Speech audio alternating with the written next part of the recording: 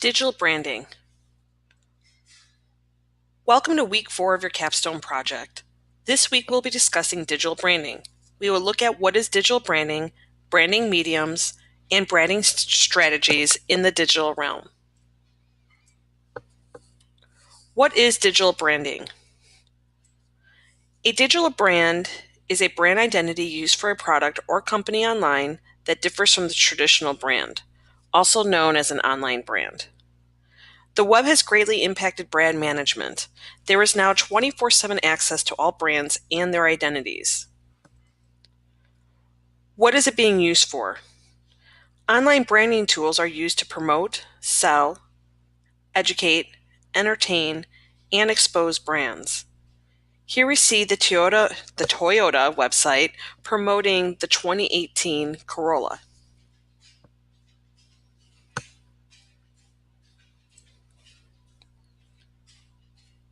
Let's talk about branding mediums. When looking at an e-commerce storefront, visitors remember online stores by their shopping experience.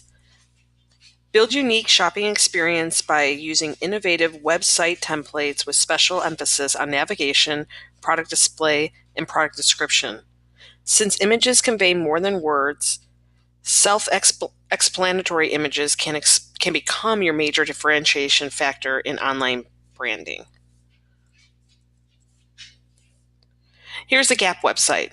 It is well designed and is considered an effective e-commerce storefront.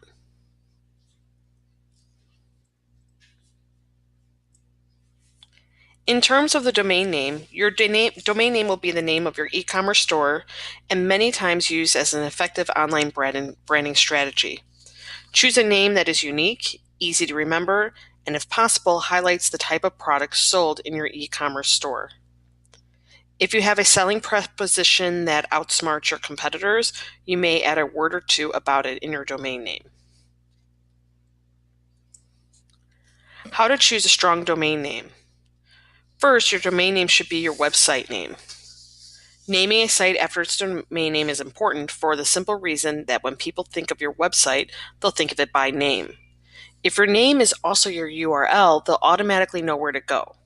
For example, when people think of thefreecountry.com, they don't have to wonder what URL to type into their browser to get there.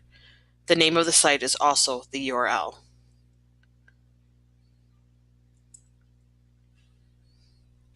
Should you use generic names or brand name domains?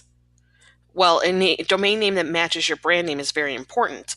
The very name that you use to advertise your product is a name that you'll want for your domain because this is the first thing that people will try in their browser.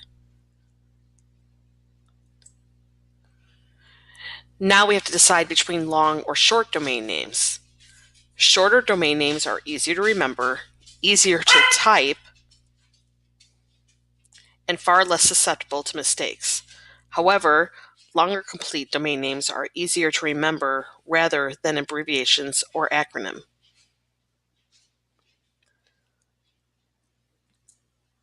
How to choose a strong domain name. What happens with hyphenated names? Hyphens are easy to forget and often not the obvious choice. However, if the domain name you want is being used, a hyphen may at least get you the domain name with the hyphen. How about plurals, the and my forms of the domain name? Adding these words just to get the domain name you want can lead to problems. First, you'll always have to list these words with your name. Second, people are likely to go to the website.com rather than the website.com because they forget the small insignificant words. Finally, how should you deal with .com, .org, .net, etc.? .com is the best extension as it's the most common. However, if the other extensions fit the nature of the brand, then it's perfectly acceptable. For example, SaveThePolarBears.org may signify that it is a nonprofit organization. Let's look at branding mediums. When looking at a corporate website, remember they are used to provide background information about a business, organization, or service. It educates the visitor on the brand's history, mission, goals, or services and directs the viewer to information on commerce or affiliations. Here's the Coca-Cola website. It's a great example of a corporate website, well-designed and approachable.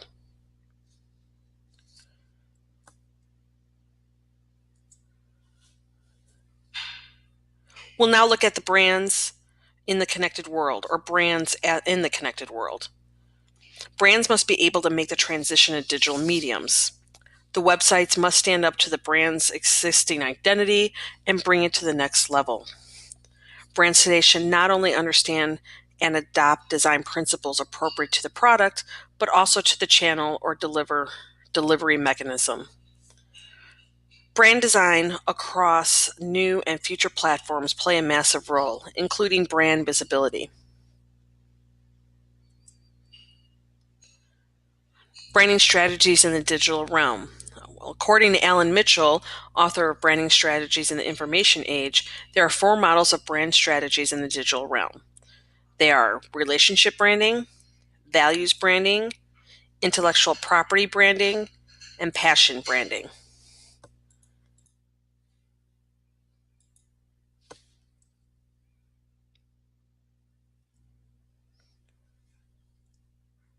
Relationship branding. This type of branding is where the main focus of the site is the relationship with the consumer. In this design, the designer focuses on the unique relationship that the consumer has with the brand.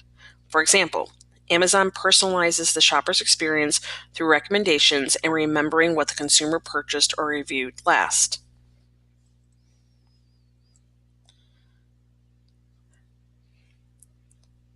Now let's look at values branding. In this type of brand site, the focus is on the brand's values, way of life, or philosophy. For example, Disney focuses on safe, colorful, children-led family fun in their site.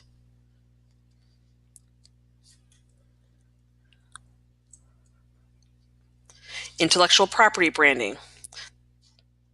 This is another type of branding, and in this type, the branding is focused on the design is on the specialist knowledge, unique approach, and range of services. The site needs to translate such values as knowledge, trust, professionalism, and understanding. Here we see the accounting firm ACM. This is a good example as you trust them with large sums of money.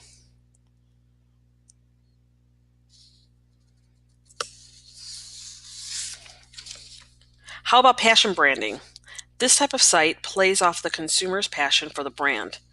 It is crucial in these type of sites that the designer has a solid understanding of the target audience. This is a very personal type of branding. BMW focused on the passion of their drivers from their website to their commercials. It is very clearly defined.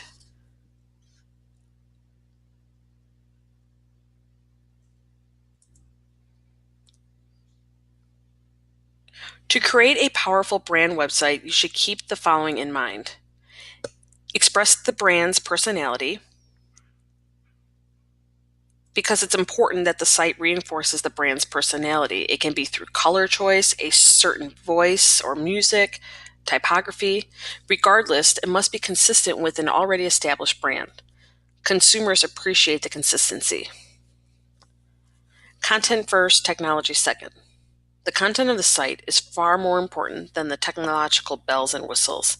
It is more important for a consumer to have ease of use rather than be bombarded with fancy graphics and effects, as most visitors are not very technological or technologically savvy. Emphasize differentiation. It is vital that the brand stands apart from its competitors. Consider what you can add to the site to make it unique and also reflect the special qualities of the brand.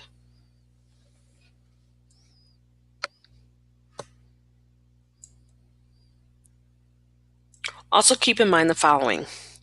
Ensure that the site reflects the brand's values. Every brand has a unique set of values. Communicating these values through the site is important. It's important to the consumer and the relationship that it builds. Information on the brand itself and the brand's heritage is also very important. Many are interested in where the brand comes from. It adds a level of personal experience to the site as well as confidence in the brand itself. News about the brands or trends. This type of information keeps visitors interested in the brand as well as showing that the brand has not become stagnant or stale. It is also a great way to show how the brand is involved in giving back. Show who uses the brand. Everyone loves to know who uses their brand, from celebrities to your neighbors. This shows confidence and celebrity, especially non-paid, inspire confidence in the brand and loyalty as well.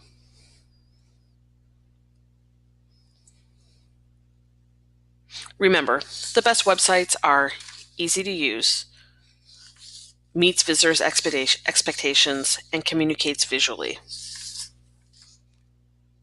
The websites must stand up to the brand's existing identity and bring it to the next level as well, which was mentioned earlier. However, when it comes to designing the site, there are some key things to keep in mind. I realize for this course you're not developing a fully functional site. However, it's important to remember the rules of good web design. This is a list of what makes good web design, and we'll break them down one at a time. Keep it simple. Too much information on a page is overwhelming to the viewer. Having to scan through rows of links and images to find what you're looking for can be frustrating. Keep your pages clean so it'll be easier for your visitors to locate what they need. Provide them with downloadable documents if you have that much to say. Good design is key. The overall look and feel of the site is the first thing your visitors notice. That is why all the sites we create look professional and attractive. Make sure that your site also stays in line with the overall visual standards set for by your brand. Now is not the time to introduce a new design approach. Ease of navigation. This is probably the number one complaint and a turnoff by website visitors. Pages should be well organized with a top-down design so that people can easily browse to where they want to go on your site. Be consistent. Keep things such as your navigation bar in the same location throughout the site. Most people are accustomed to familiar layouts within websites, so keep the layouts the same from page to page within the one site. Make good color choices. When choosing colors, it's important to be consistent. Choose colors that don't clash, and make sure there's a strong contrast between the text and the background. White is the safest choice for the background color, but other colors can work. Just remember that colors should not vibrate and also should be consistent with your brand identity. Also make sure to find out the web equivalent of the colors you use by looking up their web-safe RGB equivalent. Keep the content in check. Even if your site has an amazing design, it will not be productive if it lacks content. There needs to be enough content on each page to make visiting it worthwhile. However, if a page is extremely long, it may be a good idea to break it up into smaller ones. We don't want the visitors to have to read a long format page, otherwise they'll get lost. Consider things like bullets and short bursts of information. Mind the window size. This can be a frustrating thing. If the window size is too small, then those with a large screen can find it a waste of space. If it's too big, then it has to be resized on laptops and smaller screens. Also, don't force the window size upon someone. Allow them to resize it if they like. The standard size is 800 by 600, but 1024 by 768 can also work.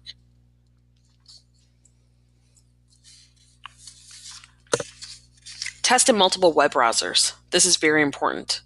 You want to make sure that your site works in both PC and Mac environments, as well as in multiple browsers like Firefox, Safari, and Chrome. Check the sites for errors. There's nothing worse than errors on a website.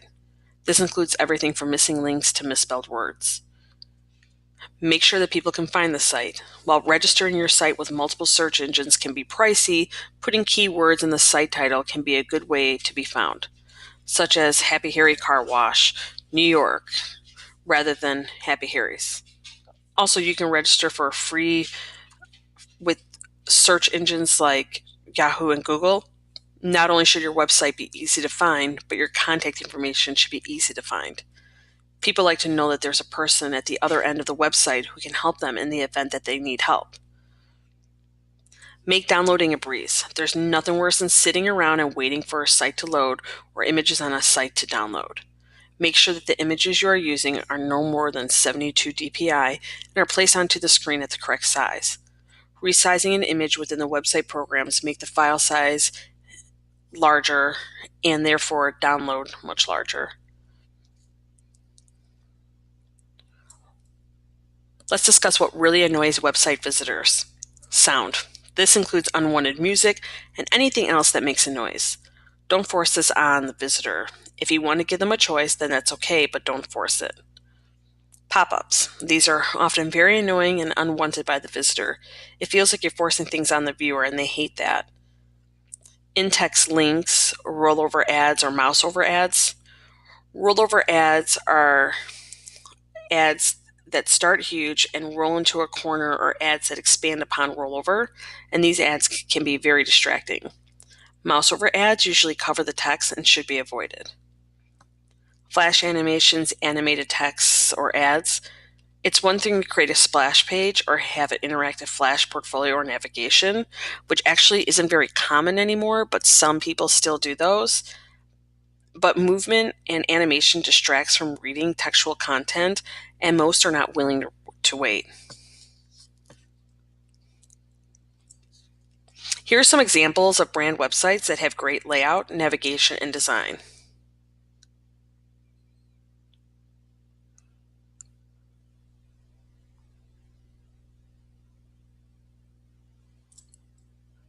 The Pepsi site has a great blend of visual impact, brand reinforcement, and interactivity for the viewer. What you don't see on this page right now is that when you load up the Pepsi page, there's a Pepsi being poured out.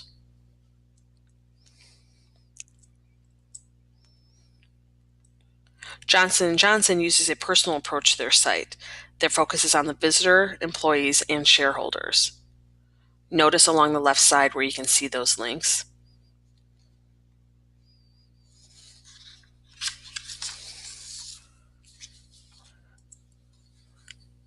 Nike maintains the energy of their brand and product line through their site. While they use video and sound, it is easily controlled by the viewer.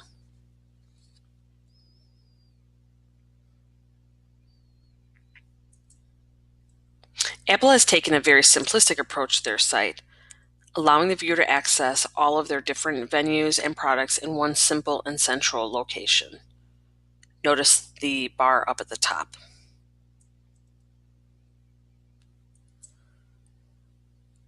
This is what we covered this week: digital branding, branding mediums, branding strategies in the digital realm.